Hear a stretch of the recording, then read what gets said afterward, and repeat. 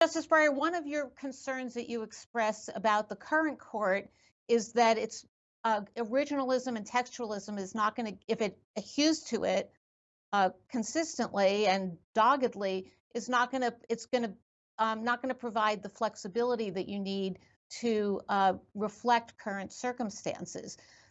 Justice Thomas encouraged the court to re-examine all of the underlying cases, not just abortion cases, but cases involving same-sex marriage, cases involving same-sex intimacy, even cases involving the right to contraception.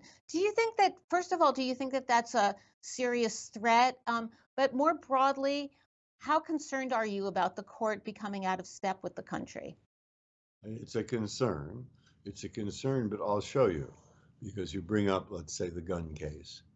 All right, now, what does the majority want? I dissented, Justice Kagan dissented, Justice Sotomayor dissented.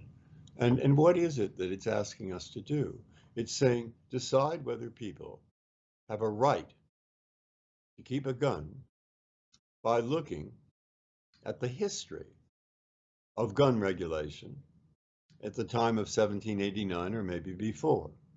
I say, really? You're asking me to do something I can't do very well. I did try to look some of that up, and it had all kinds of things that were a little bit like guns. They were, well, do you know what a still ladder is, or a halberd, or a skein, or even Asian fire, which they threw over the wall of the city, and maybe it set people on fire or caused disease? I don't, and there aren't many historians who do.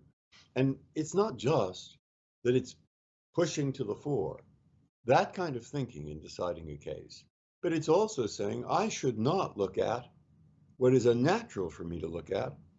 There are 400 million guns in the United States. We are number one in the world. And number two is Yemen, I think. And having 400 million guns is causing quite a problem. Now, that's a practical problem. And that's part of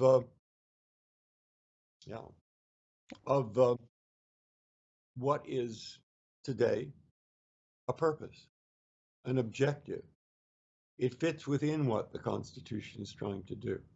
It fits within what law is trying to do, which is to allow 320 million Americans of every race, every religion, every point of view imaginable, allow them to live together more peacefully and more productively.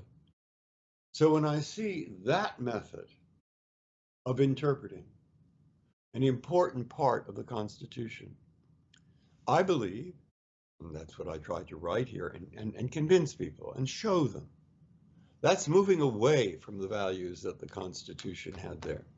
Values that Chief Justice Marshall said we want to have last for 1,000 years maybe, or a very long time.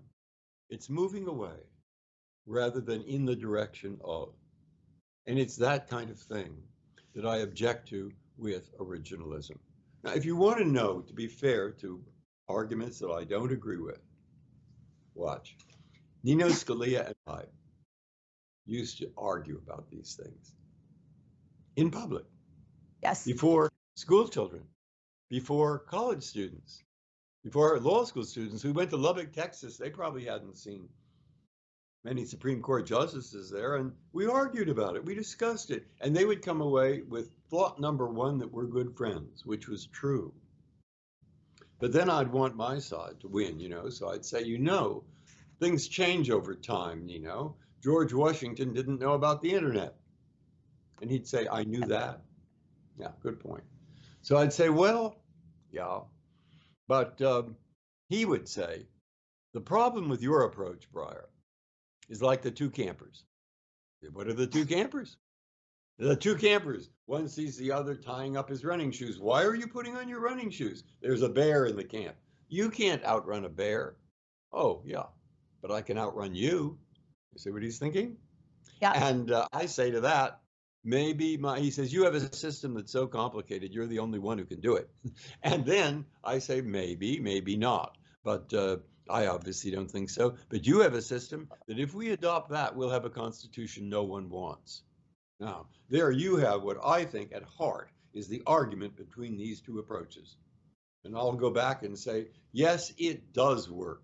We can, if you're honest, and you must be honest, or what's the point of being a judge? And if you are honest, you will not just substitute what you think is good for the law. You will work seriously at it, taking the different tools that you have, and there are several.